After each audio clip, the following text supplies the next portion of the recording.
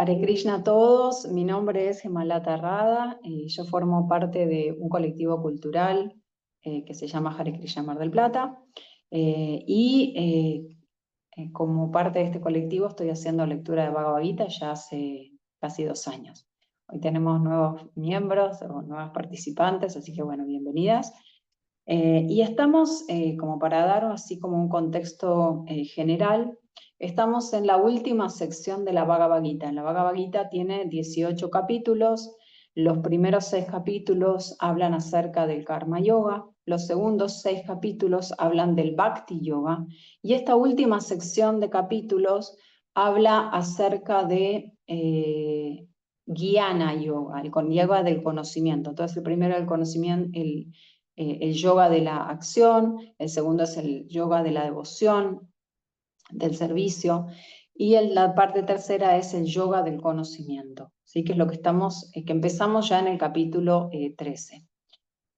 En esta parte nosotros leímos hasta el capítulo 15, no la anterior, sino la vez anterior a esa, leímos terminamos el capítulo 15 y la semana pasada comenzamos el capítulo 16.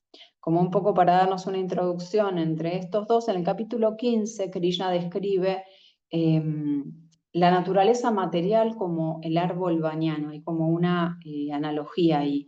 Y los que están en el grupo, los que estaban en ese grupo ese día, yo mandé una foto de un árbol bañano porque son muy lindos, igual no estaba completo porque ya les habían sacado algunas ramas, pero esos árboles bañanos son árboles que son muy peculiares porque tiran ramas hacia abajo que después se nos confunden con raíces y raíces que van hacia arriba que se nos confunden con ramas. Entonces a veces nos confunde, como la naturaleza material.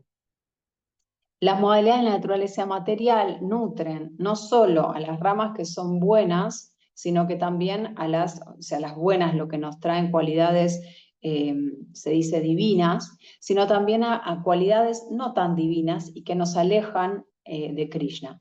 En este caso, digamos, la terminología en el capítulo 16, cuando Krishna nos empieza a explicar, de hecho este capítulo comienza, el capítulo, perdón, 16 se llama La naturaleza divina y la demoníaca, empieza explicándonos las cualidades, de hecho creo que va a hablar de cuántas son, 64, pero bueno, un montón de cualidades divinas y después va a explicar un poco las cualidades demoníacas.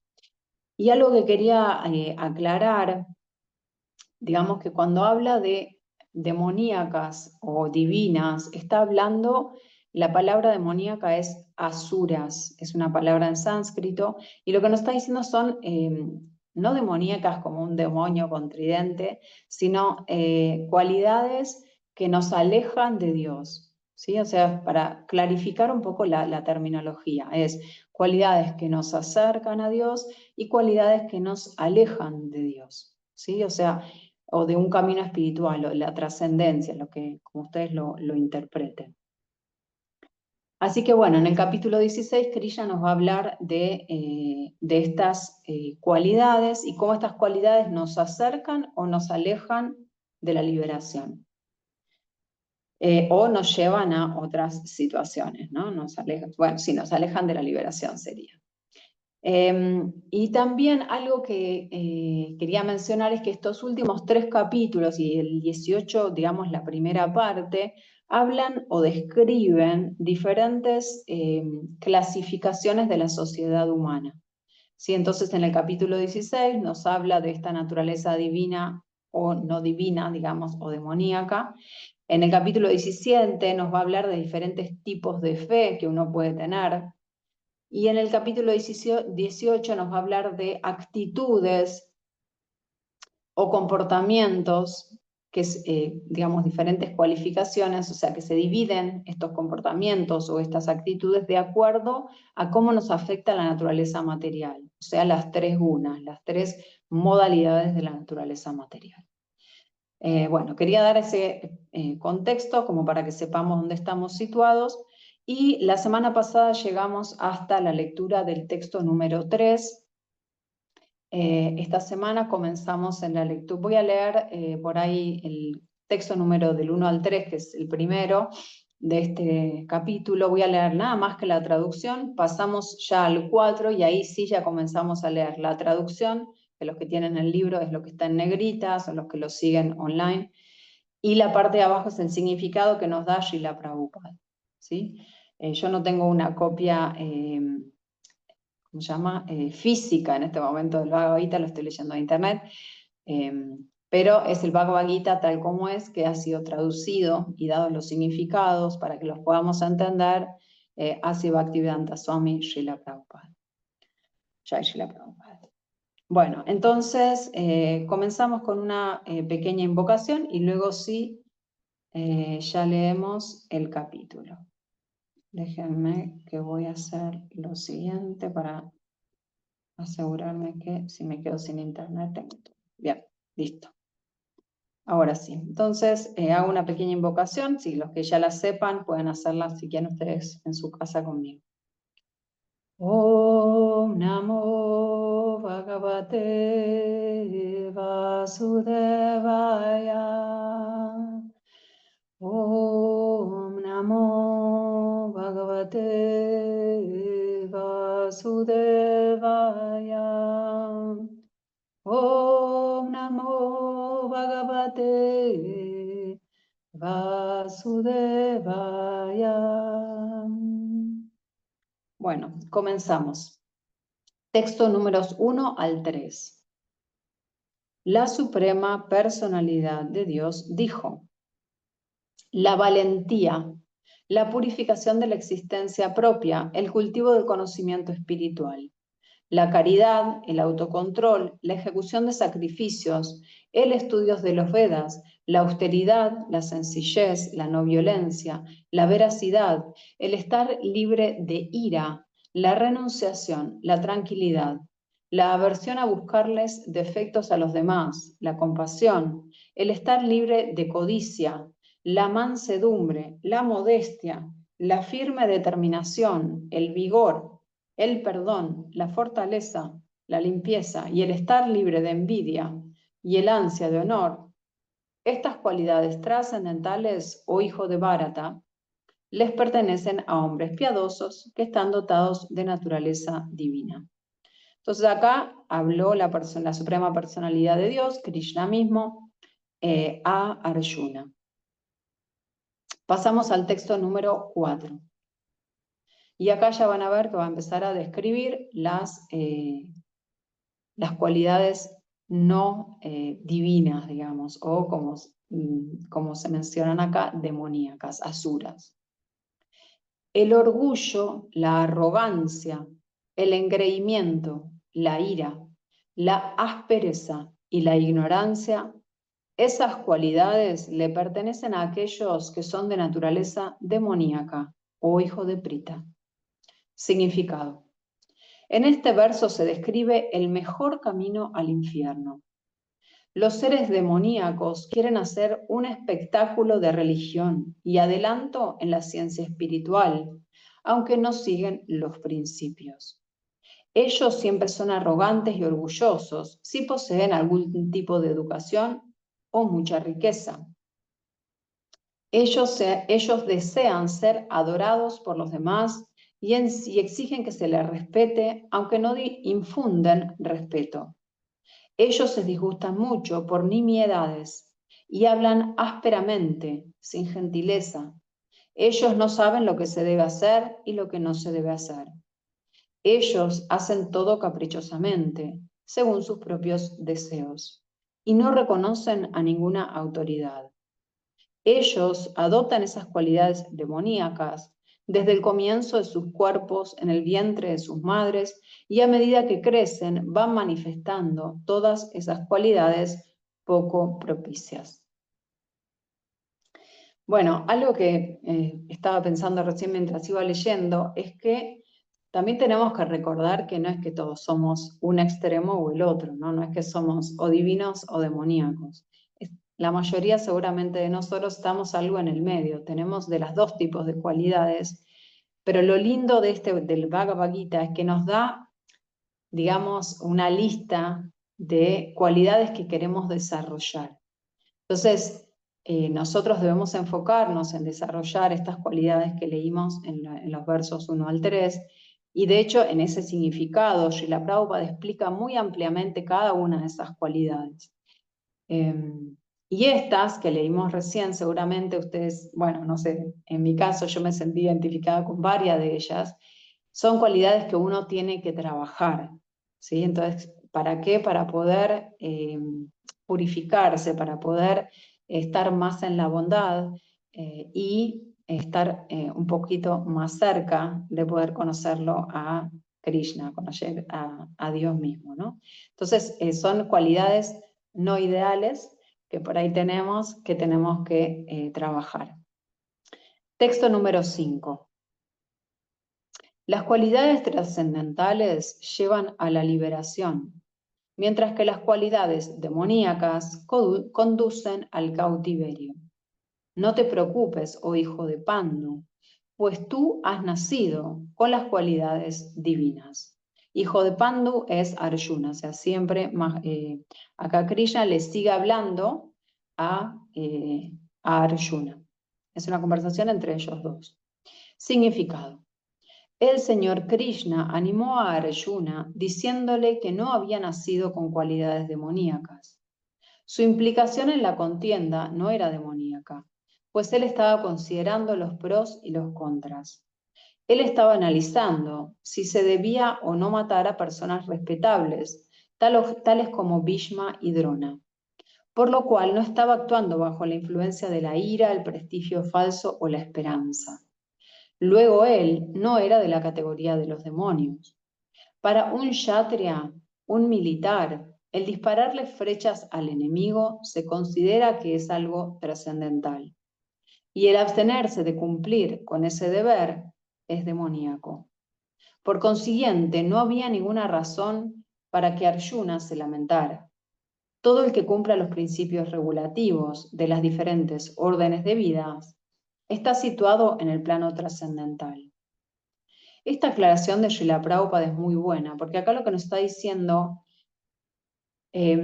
también las cualidades dependen de cuál sea nuestra posición, ¿no? Entonces, es en este caso, por ejemplo, el ejemplo que da Srila Prabhupada de un militar, su deber es defender a su pueblo, bueno, en este caso sí, en este caso está defendiendo a su familia, a la familia de los Pándavas. Su deber es pelear. ¿Y qué significa eso? Que va a tener que ir a la guerra y que va a tener que matar gente. ¿Matar es una cualidad divina? No. Sin embargo, es el deber de ese kshatriya hacerlo. Entonces, si yo, por ejemplo, otro ejemplo que había puesto Srila Prabhupada, si yo mato animales para comérmelos, eso no es una cualidad divina, ¿sí? Es la matanza, pero para satisfacer, digamos, mi paladar, dice Srila Prabhupada. Entonces, depende, la misma actividad va a depender de cuál sea nuestra posición en la sociedad, digámoslo así, ¿no? Entonces, en este caso es un militar, debe hacer eso. Ahora, robar tampoco es una cualidad divina. Entonces, si tenemos, no sé, algún gobernante que roba, esa no es una cualidad divina. No es que porque es gobernante a veces decimos, no, bueno, es que si no, no hay forma de estar en el sistema. Eso no justifica, no es parte de una cualidad divina que porque está en el gobierno debe robar. Sin embargo, se dice que a veces los comerciantes, por la misma necesidad o la, ¿cómo se diría? La naturaleza misma de esa actividad, es necesario la negociación, el de pronto eh, eh, preferir a alguien o a otro, ¿no? Como que hay dentro de esa actividad puede haber necesidad de estas, por las transacciones mismas, ¿no? Pero no quiere decir que nosotros aprobemos que un gobernante robe, ¿sí? Entonces, todo depende de la posición o la actividad que cada uno haga. Ahora, alguien, por ejemplo, que es un sacerdote o que es se dice brahmana, no, ninguna de estas cualidades le corresponde, ¿sí? Entonces, bueno, eso quería aclarar. Texto número 6. No, perdón, texto número 5, perdón. Texto número 5. Ya lo leímos al 5, perdón, disculpen, acá me confundí. Texto número 6. Oh hijo de Prita, en este mundo hay dos clases de seres creados. A unos se los llama divinos y a los otros demoníacos. Ya te he explicado con todo detalle las cualidades divinas. Ahora óyeme hablar de las demoníacas. Significado. El señor Krishna, habiéndole asegurado a Arjuna que había nacido con las cualidades divinas, va a describir ahora el modo de ser demoníaco. En este mundo, las entidades vivientes condicionadas se dividen en dos clases. Aquellos que nacen con cualidades divinas según una vida regulada, es decir, ellos acatan las disposiciones de las escrituras y las autoridades.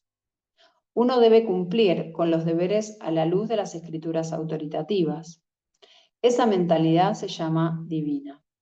Aquel que no sigue los principios regulativos, tal como se exponen en las escrituras, y que actúa como se le antoja, se dice que es demoníaco o asúrico. No hay otro criterio más que el marcado por la obediencia o los principios regulativos de las escrituras. En la literatura védica se menciona que tanto los semidioses como los demonios nacen del Prajapati. La única diferencia que hay entre ellos es que una clase obedece las disposiciones védicas y la otra no. Texto número 7. Aquellos que son demoníacos no saben lo que se debe hacer y lo que no se debe hacer. En ellos no se encuentra limpieza, buen comportamiento ni veracidad. Significado. En toda sociedad humana civilizada hay algún conjunto de escrituras que presentan reglamentos que se siguen desde el principio, especialmente entre los arios, aquellos que adoptan la civilización védica y a quienes se conoce como la gente civilizada más adelantada de todas, los que no siguen las disposiciones de las escrituras se considera que son demoníacos. Por consiguiente, aquí se afirma que los demonios no conocen las reglas de las escrituras, ni tampoco tienen inclinación a seguirlas. Ellos no tienen fe ni están dispuestos a actuar en función de las disposiciones védicas. Los demonios no son limpios ni externa ni internamente. Uno siempre debe tener el cuidado de mantener limpio su cuerpo, bañándose, cepillándose los dientes, afeitándose, mudándose de ropa, etc. En lo que se refiere a la limpieza interna, uno debe recordar siempre los santos nombres de Dios y cantar Hare Krishna, Krishna Krishna, Hare Hare, Hare Rama, Rama Rama, Hare Hare. A los demonios no les gustan todas esas reglas de limpieza externa e interna, ni tampoco las siguen. En lo que respecta al comportamiento, hay muchas reglas y regulaciones que guían el comportamiento humano, tales como las de la Manu Samhita, que es la ley para la raza humana. Incluso hasta el día de hoy, los hindúes siguen la Manu Samhita.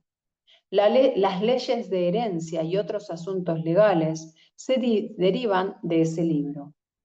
Ahora bien, en la Manu Samhita se dice claramente que a la mujer no se le debe dar libertad. Eso no significa que las mujeres tienen que ser tratadas como esclavas, sino que son como los niños. A los niños no se les da libertad, pero eso no significa que se los trata como esclavos. En la actualidad, los demonios han hecho caso omiso de esas disposiciones y ellos creen que a las mujeres se les debe dar tanta libertad como a los hombres. Sin embargo, eso no ha mejorado la condición social del mundo. En realidad, a la mujer se le debe dar protección en cada etapa de la vida. Durante la infancia, la debe proteger el padre. Durante la juventud, el esposo. Y durante la vejez, sus hijos mayores. Según la Manu Samhita, ese es el comportamiento social idóneo. Pero la educación moderna ha ideado artificialmente un concepto engreído de vida femenina, a raíz de lo cual en la sociedad humana de hoy en día el matrimonio es prácticamente una imaginación. Y la condición moral de la mujer tampoco es muy buena en la actualidad, aunque la que se encuentra casada se halla en una mejor condición que la que proclama su así llamada libertad. Por lo tanto, los demonios no aceptan ninguna instrucción que sea buena para la sociedad, y como ellos no se guían por la experiencia de grandes sabios, ni siguen las reglas y regulaciones establecidas por los sabios, la condición, perdón, voy a leer de vuelta esta frase. Por lo tanto, los demonios no aceptan ninguna instrucción que sea buena para la sociedad. Y como ellos no se guían por la experiencia de grandes sabios, ni siguen las reglas y regulaciones establecidas por los sabios, la condición social de la gente demoníaca es muy desdichada. Texto número 8. Ellos dicen que este mundo es irreal y que no tiene ningún fundamento, ningún Dios que lo controle. Ellos dicen que se produce del deseo sexual y que no tiene otra causa más que la lujuria. Significado. La gente demoníaca concluye que el mundo es una fantasmagoría. No hay causa y efecto, no hay controlador, no hay finalidad, todo es irreal. Ellos dicen que esta manifestación cósmica aparece por acciones y reacciones materialistas casuales. Ellos no creen que el mundo fue creado por Dios con un cierto propósito. Ellos tienen su propia teoría, que el mundo ha aparecido por sí solo y que no hay razón para creer que hay un Dios tras él. Para ellos no hay diferencia entre el espíritu y la materia, y ellos no aceptan al Espíritu Supremo. Todo es solo materia y se supone que todo el cosmos es una masa de ignorancia.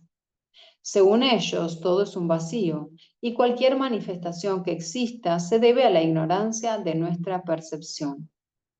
Ellos dan por sentado que toda manifestación de variedad es una manifestación de la ignorancia, así como en un sueño creamos muchísimas cosas que de hecho no existen. Entonces, cuando despertemos, veremos que todo es solo un sueño. Pero en realidad, aunque los demonios dicen que la vida es un sueño, ellos son muy expertos en disfrutar de ese sueño. Y así pues, en vez de adquirir conocimiento, se involucran cada vez más en su mundo de ensueños. Ellos concluyen que así como un niño es simplemente el resultado de la relación sexual que hay entre el hombre y la mujer, asimismo este mundo nace sin alma alguna. Para ellos, a las entidades vivientes, solo las ha producido una combinación de materia y no hay ninguna posibilidad de la existencia del alma. Así como de la transpiración y de un cuerpo muerto surgen sin ninguna causa muchas criaturas vivas, todo el mundo viviente ha salido de las combinaciones materiales de la manifestación cósmica. Por consiguiente, la naturaleza material es la causa de esta manifestación y no hay ninguna otra causa. Ellos no creen en las palabras de Krishna que se encuentran en el Bhagavad Gita. Todo el mundo material se mueve bajo mi dirección. En otras palabras, entre los demonios no existe conocimiento perfecto acerca de la creación de este mundo. Cada uno de ellos tiene su propia teoría en particular. De acuerdo con ellos, una interpretación de las escrituras es tan buena como cualquier otra, ya que ellos no creen en una pauta para la comprensión de las disposiciones de las escrituras. Texto número 8. Ellos dicen que este mundo es irreal y que no tiene ningún fundamento, ningún Dios que lo controle. Ellos dicen que se produce del deseo sexual y que no tiene otra causa más que la lujuria. Significado. La gente demoníaca concluye que el mundo es una fantasmagoría. No hay causa y efecto, no hay controlador, no hay finalidad. Todo es irreal. Ellos dicen que esta manifestación cósmica aparece por acciones y reacciones materiales casuales. Ellos no creen que el mundo fue creado por Dios con un cierto propósito. Ellos tienen su propia teoría, que el mundo ha aparecido por sí solo y que no hay razón para creer que hay un Dios tras él. Para ellos no hay diferencia entre el espíritu y la materia, y ellos no aceptan al Espíritu Supremo. Todo es solo materia y se supone que todo el cosmos es una masa de ignorancia. Según ellos, todo es un vacío, y cualquier manifestación que exista se debe a la ignorancia de nuestra percepción. Ellos dan por sentado que toda manifestación de variedad es una manifestación de la ignorancia, así como en un sueño creamos muchísimas cosas que de hecho no existen. Entonces, cuando despertamos, veremos que todo es solo un sueño. Pero en realidad, aunque los demonios dicen que la vida es un sueño, ellos son muy expertos en disfrutar ese sueño. Y así pues, en vez de adquirir conocimiento, se involucran cada vez más en un mundo de ensueños.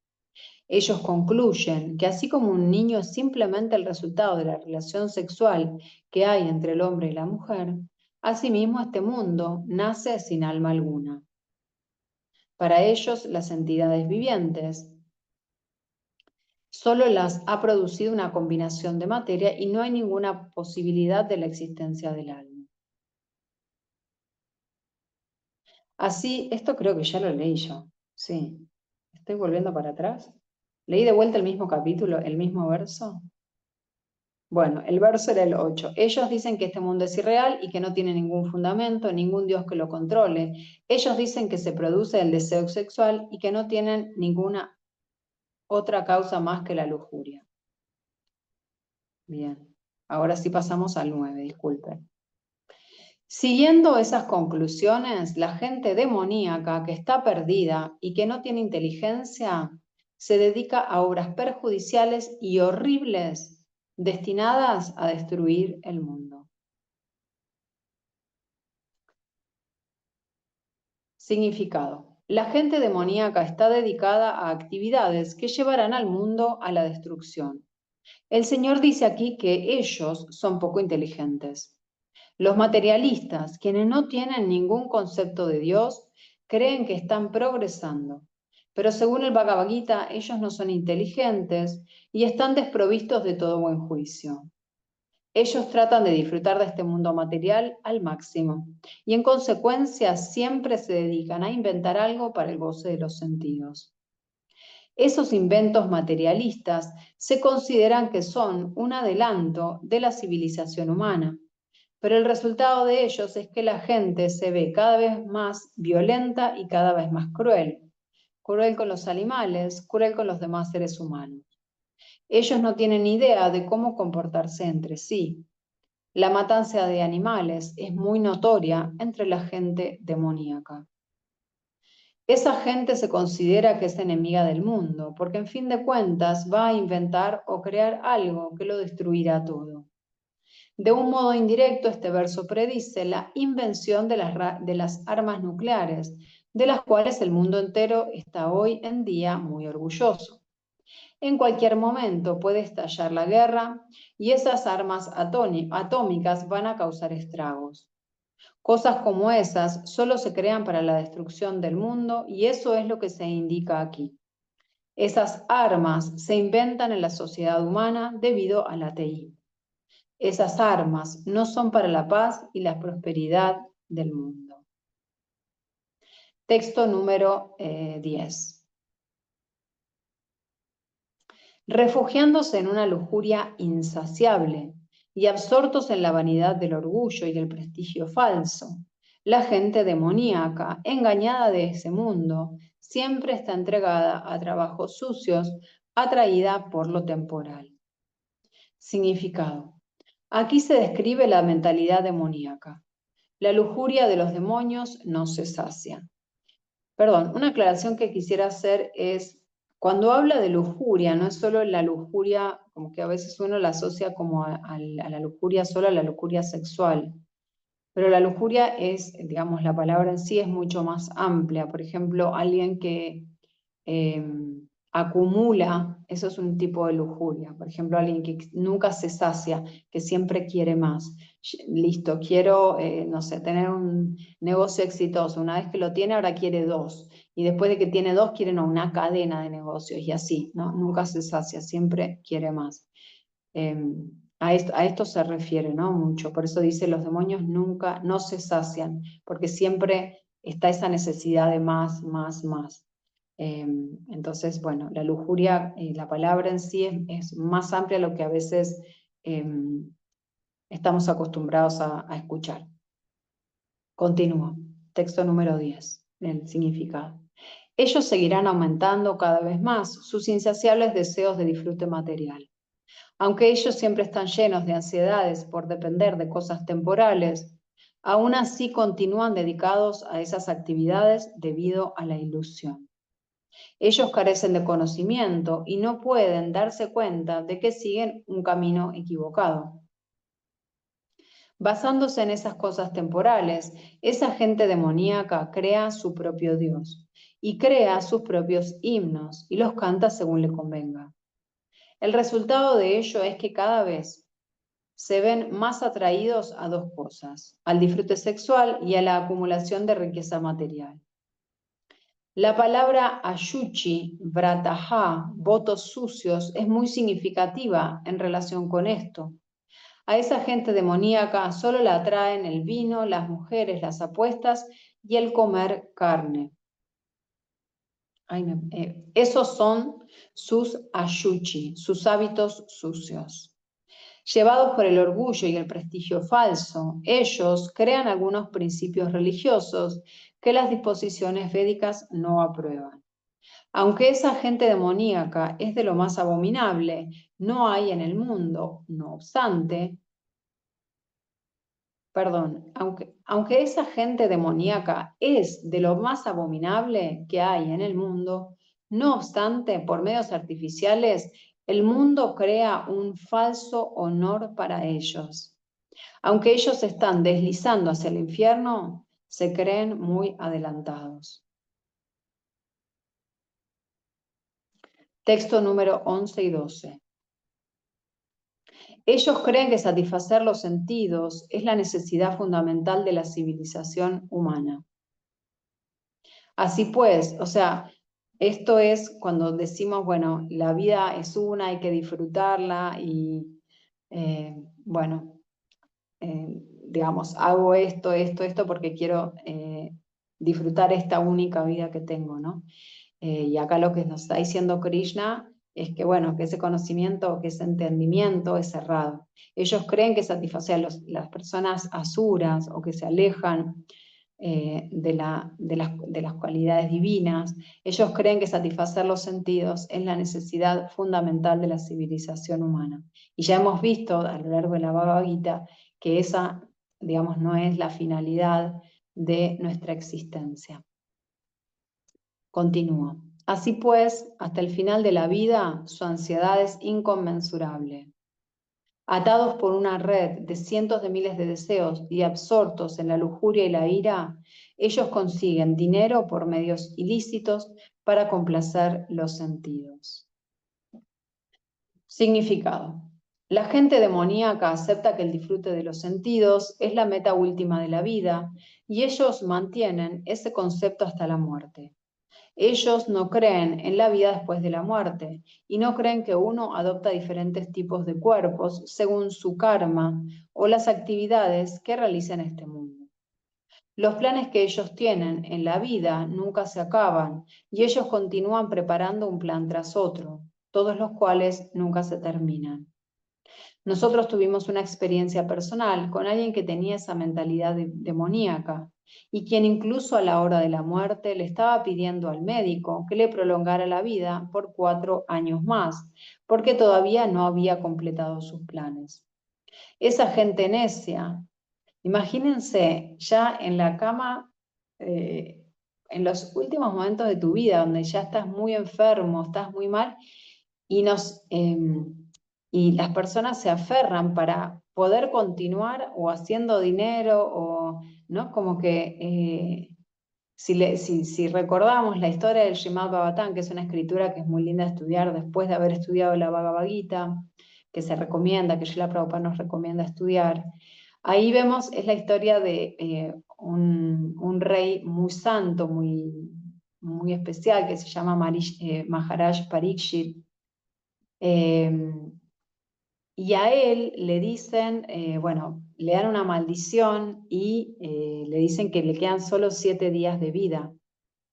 Y él en esos 7 días de vida renuncia a su reino, se lo deja a sus hijos, deja como todo acomodado, todo bien resuelto, y él decide dedicarse en esos 7 días a estudiar las escrituras, a estudiar de hecho el Srimad Bhagavatam, a escucharlo de un santo, para poder ir de regreso con Dios. Entonces, cada uno decide qué hace, y esto muestra las cualidades de cada también persona de una manera, ¿no?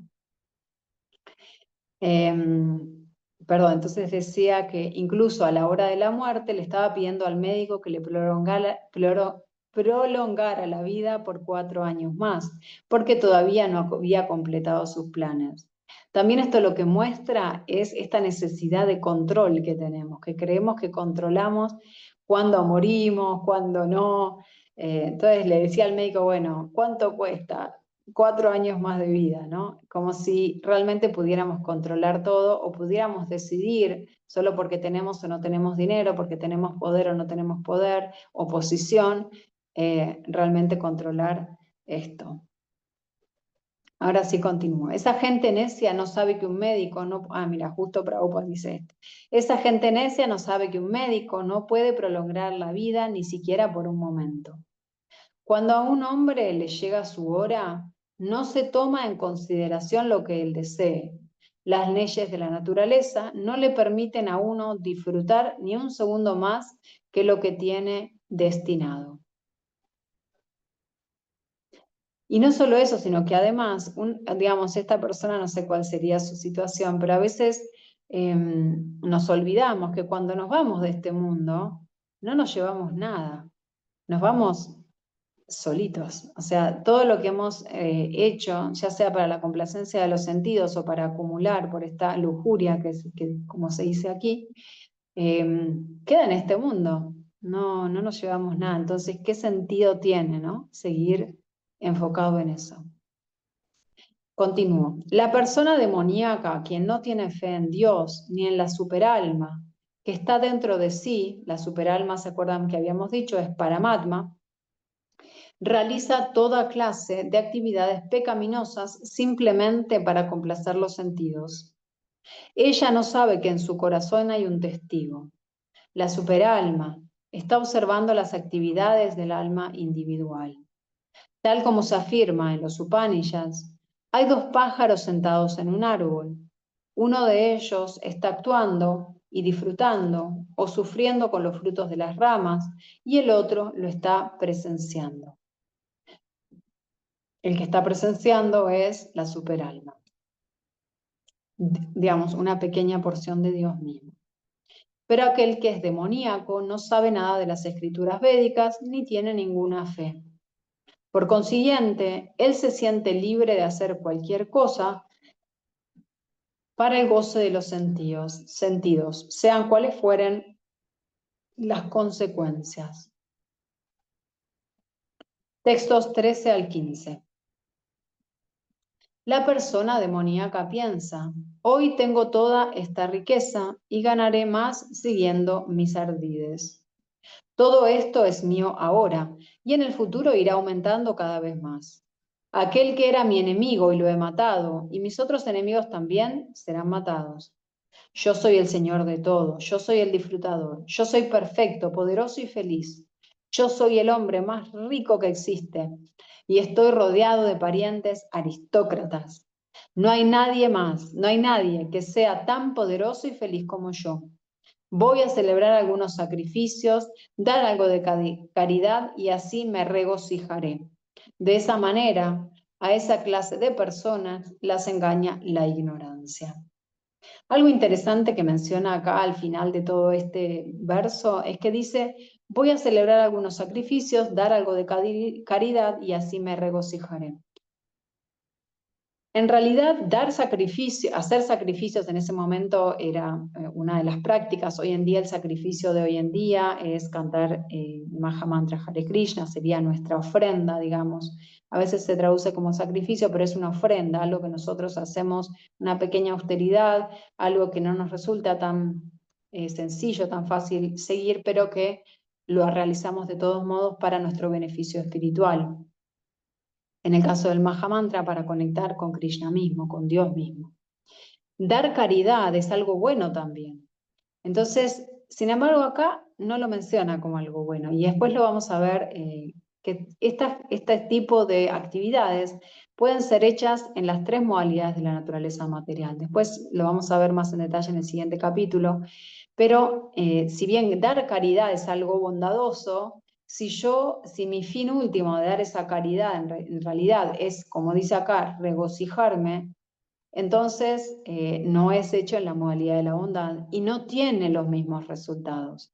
O sea, si bien siempre es bueno dar en caridad, ayudar a los demás, acá lo que está diciendo es que nuestro objetivo, indirectamente, ¿no? Nuestro objetivo o la razón por la que hagamos esto eh, afecta los resultados, ¿no? No es lo mismo si yo doy caridad para yo sentirme bien o si doy caridad para, por ejemplo, que se propague la conciencia de Krishna. Por ejemplo, si ustedes dan una donación a Hare Krishna Mar del Plata, porque, por ejemplo, aprecian esta clase y dicen, bueno, quiero dar una donación, eh, entonces quienes lo administran, este colectivo cultural, lo van a usar para propagar la conciencia de Krishna. Entonces, en ese caso es hecho en la modalidad de la bondad. Bien, texto 16. Perplejos así por diversas ansiedades y atados por una red de ilusiones, ellos se apegan demasiado al disfrute de los sentidos y caen en el infierno. Significado. El hombre demoníaco no le ve límites a su deseo de adquirir dinero. Ese deseo es ilimitado, por esta condición lujuriosa, digamos, ¿no? Él solo piensa en cuánto capital tiene en el momento y elabora planes para poner a producir esa riqueza cada vez más. O sea, aunque tuviera suficiente dinero como para vivir tranquilo toda la vida, igual quiere más. Por esa razón, él no vacila en actuar de cualquier manera pecaminosa y, en consecuencia, trafica en el mercado negro en aras de un goce ilícito. Él está enamorado de las posesiones que ya tiene, tales como la tierra, la familia, la casa y el saldo bancario, y siempre está haciendo planes para mejorarlas. Él cree en su propia fuerza y no sabe que todo lo que gana se debe a buenas acciones pasadas. A él se le da la oportunidad de acumular esas cosas, pero él no tiene ningún concepto acerca de las causas pasadas. Él tan solo piensa que toda su riqueza se debe a su propio esfuerzo. La persona demoníaca cree en la fuerza de su trabajo personal, no en la ley del karma. Según la ley del karma, un hombre nace en una familia de clase alta o se vuelve rico o muy bien preparado o muy atractivo debido a un buen trabajo realizado en el pasado. La persona demoníaca cree que todas esas cosas son accidentales y se debe a la fuerza de su habilidad personal. Ella no percibe que exista ninguna disposición tras todas las variedades de personas, belleza y educación que hay. Todo el que se ponga a competir con esa clase de hombre demoníaco es enemigo de él. Hay mucha gente demoníaca y cada uno de ellos es enemigo de los demás. Esa enemistad se vuelve cada vez más profunda. Entre personas, luego entre familias, luego entre sociedades y finalmente entre naciones. Por eso hay una constante contienda, guerra y enemistad por todas partes del mundo. Cada persona demoníaca cree que puede vivir a costa de los demás. Perdón, sí. Por lo general, la persona demoníaca piensa de sí misma que es el Dios supremo y un predicador demoníaco les dice a sus seguidores, ¿por qué están buscando a Dios en otra parte? Todos ustedes son Dios. Pueden hacer todo lo que gusten. No crean en Dios, desechen a Dios. Dios está muerto. Eso es lo que predican los seres demoníacos. Aunque la persona demoníaca ve que hay otras personas igual de ricas e influyentes que ellas, o aún más, no obstante piensa que no hay nadie que sea más rico ni más influyente que ella. En lo que concierne a la promoción al sistema planetario superior, ella no cree en la ejecución de yagyas o sacrificios. Los demonios piensan que van a crear su propio proceso de yagya y preparar una máquina con la cual serán capaces de ir a cualquier planeta superior. El mejor ejemplo de esa clase de hombre demoníaco lo fue Rávana. Él le ofreció a la gente un programa por el cual construiría una clase para que cualquiera pudiera ir a los planetas celestiales sin realizar sacrificios, tales como los que se prescriben en los Vedas. De igual modo, en la era actual, esos hombres demoníacos se están esforzando por llegar a los sistemas planetarios superiores mediante dispositivos mecánicos. Esos son ejemplos de confusión. El resultado de ello es que, sin saberlo, se están deslizando hacia el infierno. Aquí la palabra sánscrita, moja yala, es muy significativa. Yala significa red. Al igual que peces atrapados en una red, ellos no tienen ninguna manera de salirse. Texto 17. Creídos de sí mismos y siempre impudentes, engañados por la riqueza y el prestigio falso, a veces ellos ejecutan sacrificios orgullosamente y solo de nombre, sin seguir ninguna regla ni regulación. Significado. Creyéndose lo máximo que existe, no importándoles ninguna autoridad ni escritura, las personas demoníacas celebran a veces supuestos sacrificios o ritos religiosos. Y como ellos no creen en la autoridad, son muy impudentes. Esto se debe a la ilusión provocada por la acumulación de un poco de riqueza y prestigio falso. En ocasiones, esos demonios asumen el papel de predicadores, desencaminan a la gente y llegan a ser conocidos como reformadores religiosos o encarnaciones de Dios. Ellos hacen un espectáculo de ejecución de sacrificios o adoran a los semidioses o crean su propio Dios. Los hombres comunes los anuncian como Dios y los adoran, y los necios los consideran adelantados en los principios religiosos o en los principios del conocimiento espiritual. Ellos adoptan el traje de la orden de vida de renuncia y se dedican a toda clase de tonterías con esa ropa. En verdad, para alguien que ha renunciado a este mundo hay muchísimas restricciones. A los demonios, sin embargo, no les importan esas restricciones. Ellos piensan que cualquier senda que uno pueda crear es su propia senda. Es su propia senda. No existe una senda oficial que haya que seguir, ni nada por el estilo. Aquí se hace especial hincapié en la palabra avidi purvakam, que significa desdén por las reglas y regulaciones.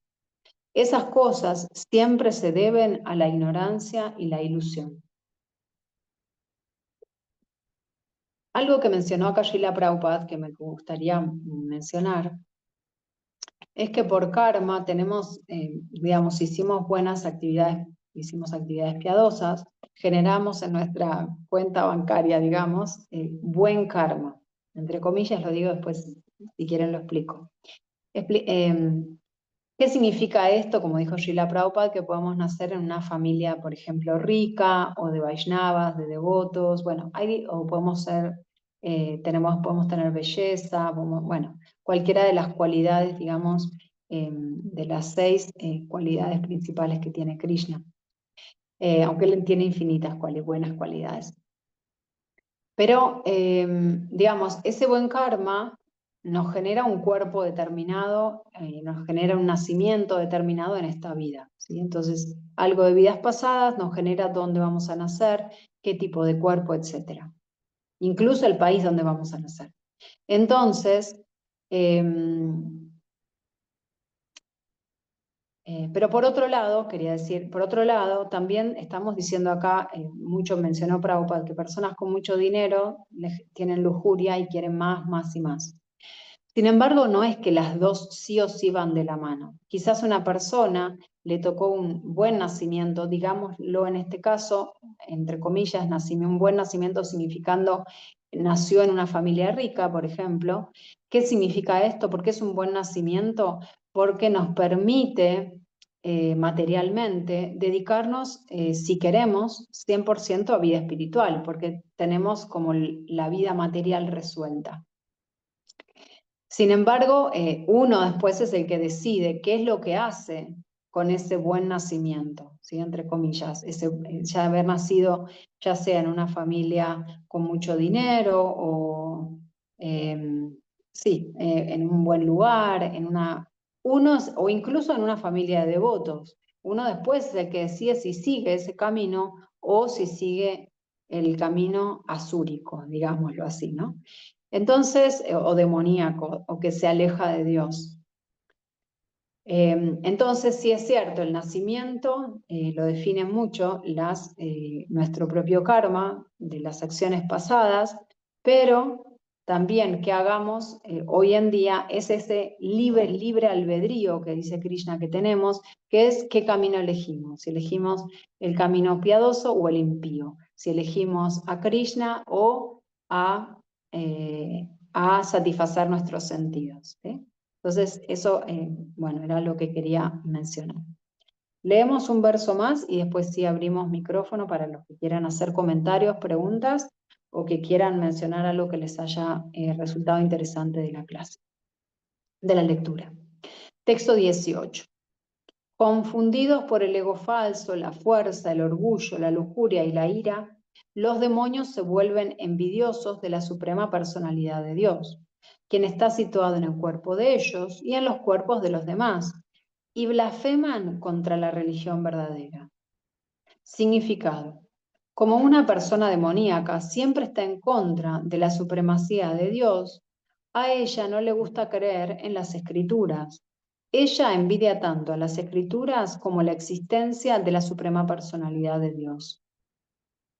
Eso se debe a su llamado prestigio y a su cúmulo de riqueza y poder. Ella no sabe que la vida actual es una preparación para la siguiente vida. Ignorando esto, de hecho, se envidia a sí misma, así como también a los demás. Ella perpetra actos de violencia en otros cuerpos y en el suyo propio.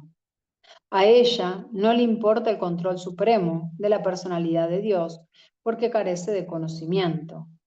Como envidia a las escrituras y a la suprema personalidad de Dios, expone falsos argumentos contra la existencia de Dios y niega la autoridad de las escrituras.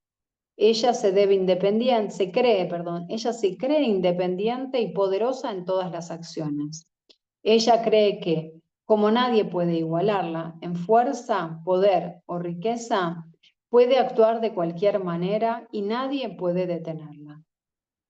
Si tiene un enemigo que pudiera impedir el progreso de las actividades de sus sentidos, hace planes para derribarlo con su propio poder.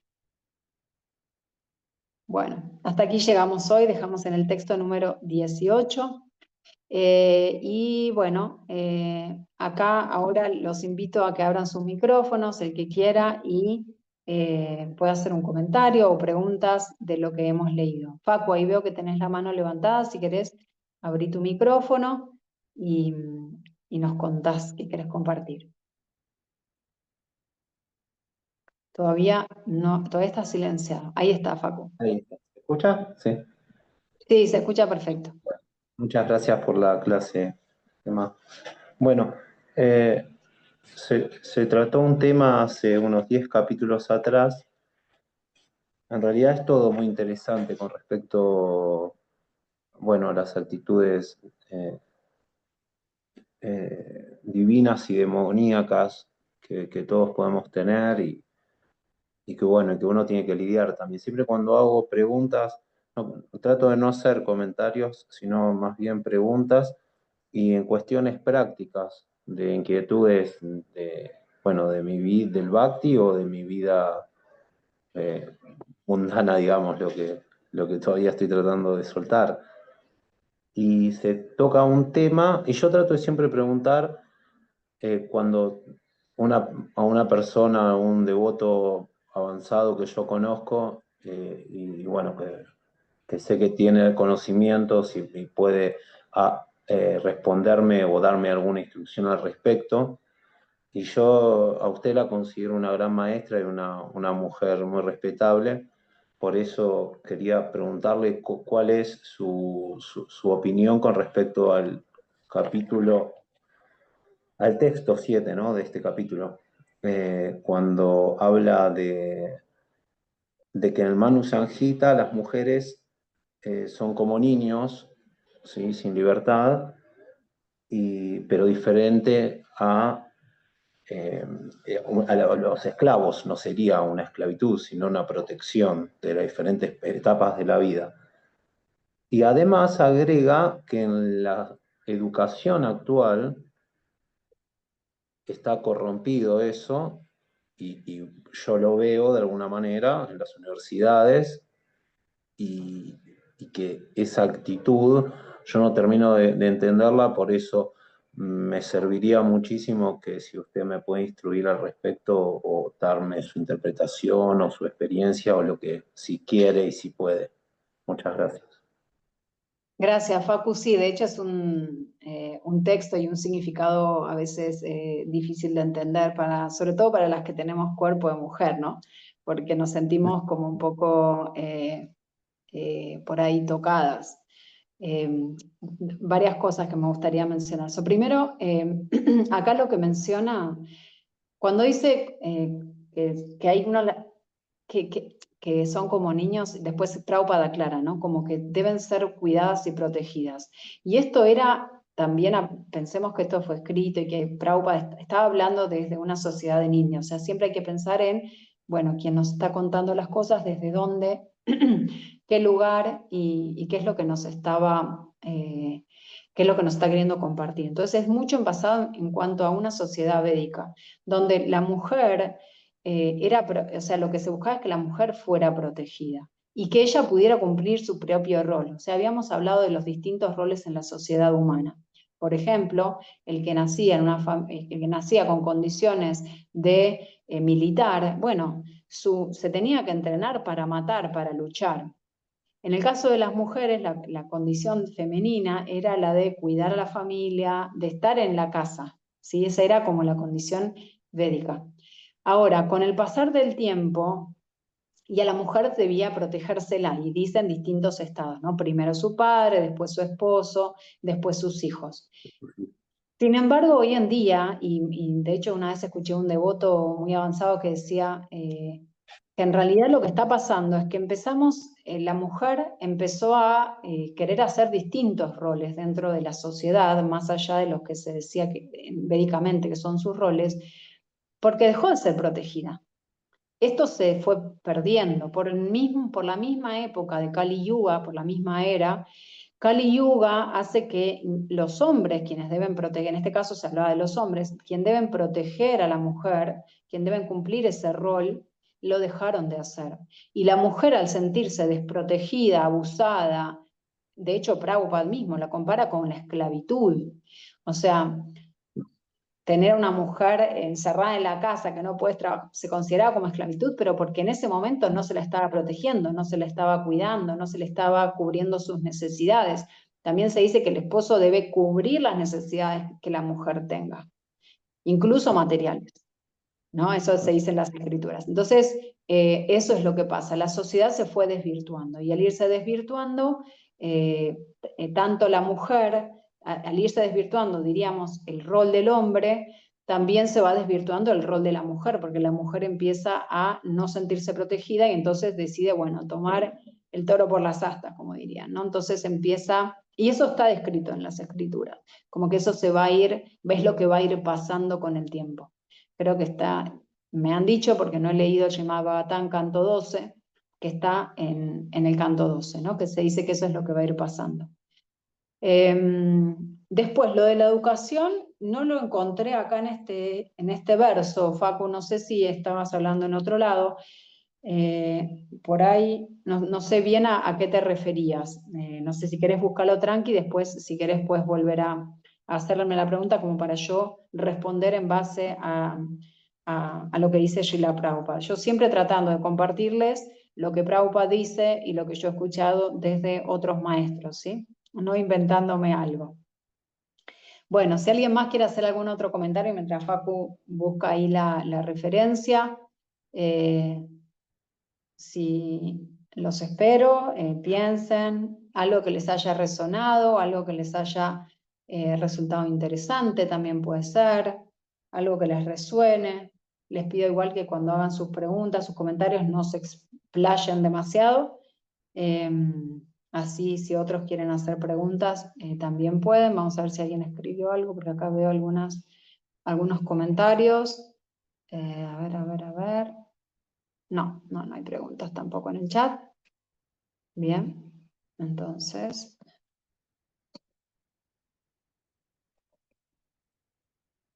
Daniela, tranquila, andá si tenés que ir, no te preocupes. Gracias por participar y bueno, qué bien que te pudiste sumar. Espero que no te haya resultado, que te hayas perdido algo por haberte unido ya en este capítulo, ¿no?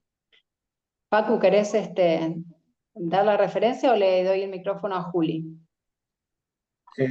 Leo la referencia, pues si puede Dale, ser, decime qué permiso. verso, Sí, sí. porfa. El 7 es el texto 7, Sí, el shloka contame. número 7. Cuando termina casi al final del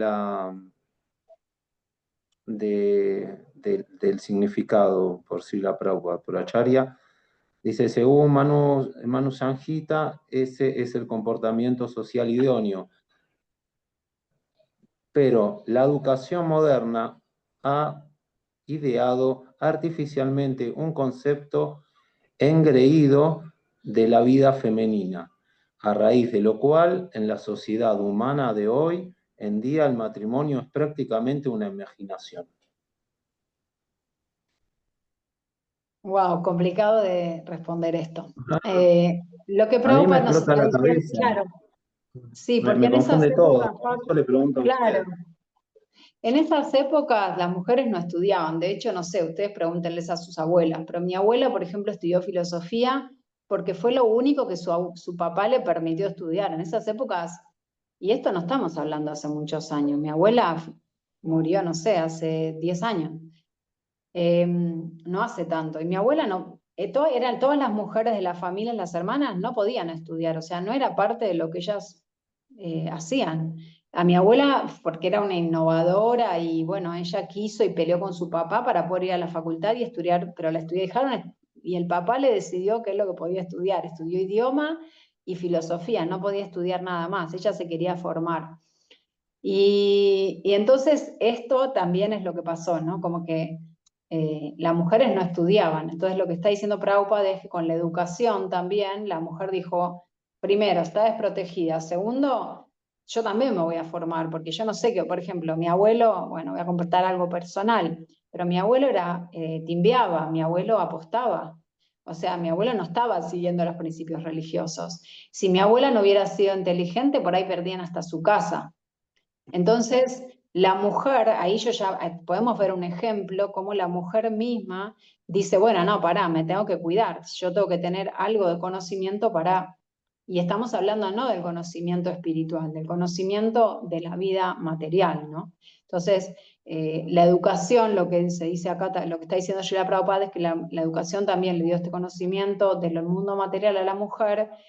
Y eso la lleva a, no, bueno, si él puede, yo también, si él lo hace, porque yo no. Entonces la mujer sale de su rol para tomar otros roles. Eso es como yo lo entiendo, Facu. Espero haber contestado tu pregunta. Gracias. Juli, vos te abriste micrófono. Sí, me quedé pensando, reflexionando que, bueno, hoy en la actualidad también tiene que ver, ¿no? O sea, yo hoy considero que nosotros tenemos que llevarlo más a nosotros, a la actualidad. ¿Por qué? Porque si bien la escritura es santa y es sagrada, obviamente. Nosotros no tuvimos el privilegio de haber nacido en el otro lado, ¿no? Y entonces recién ahora estamos teniendo conocimiento del Bhagavad Gita, o sea, védico. Yo a veces pienso en esto de la mujer, ¿no? Del rol que nos compete a nosotras, que es desde que se vota, desde el 49, que la mujer vota y que es individual y que ya empezó a tener casi los mismos privilegios tan tremenda. Juli, a mí ¿Cómo puedo hacer yo para convertirme en esa mujer que se ve? no sé si soy yo o si es tu conexión, Juli, pero no se te entiende nada. Creo que es tu conexión, porque se entrecorta mucho, Juli. No sé si te puedes acercar al ¿Sí? módem o algún lugar donde tengas mejor recepción. No te Lamentablemente no estoy veo, sí. logrando entenderte.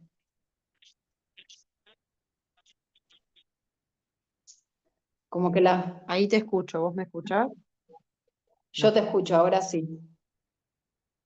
No, yo decía que desde el 49 que la mujer vota, que si bien es individual, ¿no es cierto? O sea, independiente, y se puso más a la altura del hombre, ¿cómo hace una mujer hoy para, no digo que vamos a hacer veda de golpe, pero cómo hacemos para debernos al hombre en el sentido no de deber, porque hoy el hombre también está, no es que le quiera echar las culpas, pero está muy egoísta en dar, digamos, esa conexión a la mujer, ¿se entiende? Esa protección en el sentido económico también.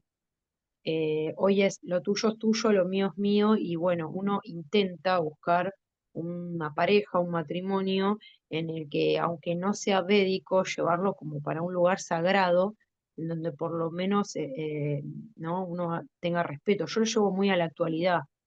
Hoy yo tengo una pareja que respeta que yo los martes estoy con Badavita, por ejemplo, ¿no? Pero no es que, por ejemplo, vivo tapada los brazos o hago ciertas doctrinas que por ahí los Vedas.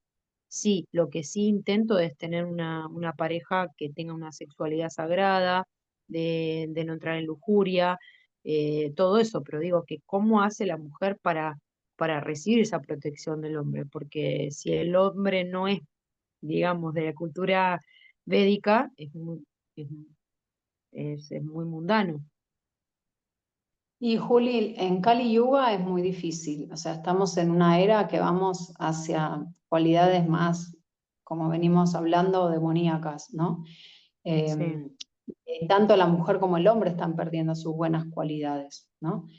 Eh, pero bueno, algo que yo que me acordaba, hay un libro que escribió un devoto que se llama Mahayan, que él lo que dice es que la mujer debe desarrollar, o sea, más allá de esto que estábamos hablando, como que el hombre no tiene estas cualidades, bueno, todo esto, ¿no? Que ya lo acabamos de decir, pero lo que él dice es que en un matrimonio, digamos, asumimos que vos encontraste a alguien que quiere seguir el mismo camino, que quiere tener un matrimonio sagrado, todo esto, ¿no? Que la mujer dentro del matrimonio debe desarrollar la cualidad de la castidad. ¿Qué significa esto? Mantenerse fiel a su marido, no solo sexualmente, o sea, no buscar otras parejas por fuera, sino también mantenerse, entre comillas, digamos, obediente, ¿no? Mm. No estar desafiando todo el tiempo. Claro que esto significa que conseguiste un hombre que, como decías vos, ¿no? Que te protege, que te sustenta, que cubre tus necesidades, ¿no? Entonces, es difícil. Y después había otra cualidad que recién me vino y me olvidé, pero bueno, una es la castidad, y la otra es el contentamiento. El uno poder estar satisfecho con lo que tiene, que es una cualidad que todos deberíamos desarrollar porque es importante. Pero la mujer, por lo general, esto es obviamente recontra generalizando, discúlpeme si ofendo a alguien, generalmente la mujer es la que quiere siempre una casa más linda, que quiere embellecerla, ahora quiere un florero nuevo, ¿no? Como que, bueno, no quiere un vestido nuevo, como que eso es más una cualidad más femenina. Entonces debe desarrollar el contentamiento, estar satisfecha con lo que tiene, con lo que le llega.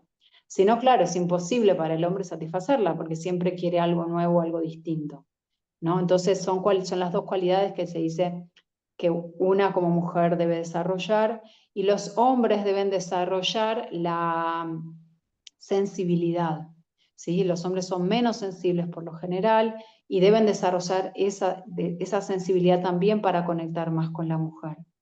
Y la otra no me acuerdo del hombre, eran dos cualidades, pero ahora me acordé de esta. El control Bueno, de los eso. sentidos. Ay, gracias, Jean. Y el hombre debe desarrollar también más el control de los sentidos. La mujer tiene más esa capacidad. O sea, no es que el hombre, la mujer no tenga que desarrollar eso, sino que son las principales del hombre y las principales de la mujer. ¿Contesté tu pregunta, ¿El control de Juli? los sentidos se refiere al placer? Sí, sí, pero digo, el control de los sentidos se refiere a todos los sentidos en el sentido de que el alma busca el placer,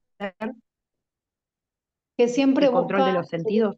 sí, busca estar disfrutando pues los sentidos Del es todo, también todo. es de sexual, puede ser también de lo que uno come, ¿no? Como que estar satisfaciendo los sentidos todo el tiempo es algo más, en este caso estaríamos diciendo como algo más hacia la cualidad masculina, digamos, ¿no? Esto generalizando, por favor, no se me ofenda a nadie Sí, si no sí, se sí, sienten estamos ahí, para allá no entender un se poquito. sientan, claro, no se sientan tocados.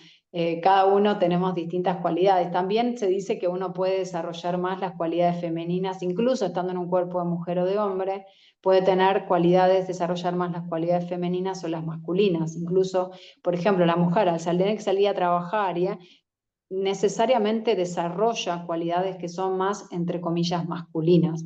Porque se tiene, no sé, yo trabajé en el mundo corporativo, si yo no tenía una personalidad fuerte, me pisaban por arriba, me pagaban poco, o sea, un montón de cosas. ¿Por qué? Porque es un mundo más, por lo menos en el donde yo trabajé, era una corporación bastante, digamos, abierta, pero al mismo tiempo machista, porque es un poco como está hecha la sociedad, ¿no? Entonces, Claro. bueno, eso. Yo Bueno, creo que ya algo que me sirve mucho para compartir así en este momento justo difícil es haberme puesto este año un propósito fundamental que es ser austera, pero austera en decir no comprar cosas, me había puesto un cartel grande, no comprar cosas que no necesito, ¿no? Por ejemplo, un vestido más no voy a necesitar. Entonces no voy a comprar ropa, no solamente por el tema del consumo, sino por ahí trabajar mi autoridad y también trabajar no como un autocastigo, sino como un autoconocimiento también, ¿no? O sea, si algo creo que en esta actualidad nos puede llegar a servir en nosotros que estamos empezando o los que comenzaron hace poco, lo que estamos tratando de entender el Bhagavad Gita, es eso, trabajar por ahí la humildad o la austeridad en ese sentido, ¿no? En no comprar tantas cosas porque también te trabaja espiritualmente. Eh, no es un castigo, sino un deseo Y en realidad estás bueno, desarrollando de también esta conciencia. cualidad de contentamiento, de decir, bueno, lo que tengo es Claro, suficiente, ¿por qué necesito tal un cual. vestido número 40? ¿No? Es contentamiento, es muy lindo esta práctica, Juli. Y si se la ofreces Ah, a Krishna, esta sí, práctica la hago por vos, porque ese dinero que voy a recibir lo voy a invertir, no sé, por decir cualquier cosa, en comprarme una planta que me dé flores para ofrecerte a vos, entonces mm, mejor aún, ¿no? Porque ahí la sí, santificamos. algo que me está pasando, bueno, es un momento económico muy difícil para todo el mundo, pero más allá de eso, yo a veces tengo poco trabajo y cuando tengo poco trabajo también considero que es una prueba krishnika, por decir algo, y siento bueno, que está bien así, o sea, contactarme con que por lo menos tengo vida, tengo tiempo, tengo salud, ¿no? Y para mí es toda una contentación, porque si yo empiezo a entender que estoy vivo gracias a Krishna, ¿no? También a mis padres, a mis abuelos, y estoy más en agradecimiento, puedo trabajar más por ahí lo que me pesa, que en este mundo nos pesa lo material, que nos, o sea, preocupa a todos, ¿no? Total. Bueno, muy bueno, Juli, muy buenas Gracias, reflexiones. gracias Gracias por por compartir. responder. Jean Quillor, vos tenías la mano levantada. Shyam, tendrías que sacarle el... Ah, la bajaste la mano, la habías levantado y la bajaste. Bueno, listo. Entonces, bueno, gracias a todos por unirse Gracias. hoy a esta lectura. Gracias Facu, Juli, Luis, María, Shyam, y también se habían unido Sol y Daniela. Así que bueno, muchas gracias a todos por sumarse. Recuerden siempre que sin ustedes esto no sería posible, así que les estoy muy agradecida. Que tengan un muy lindo día y nos vemos, buena noche Gracias y a el vos. resto de la semana. Bueno, Y nos vemos la próxima bendiciones. semana para continuar con el capítulo 16. Hare Krishna, Radhe Shyam. Hare Krishna. Hare Hare Krishna. Krishna.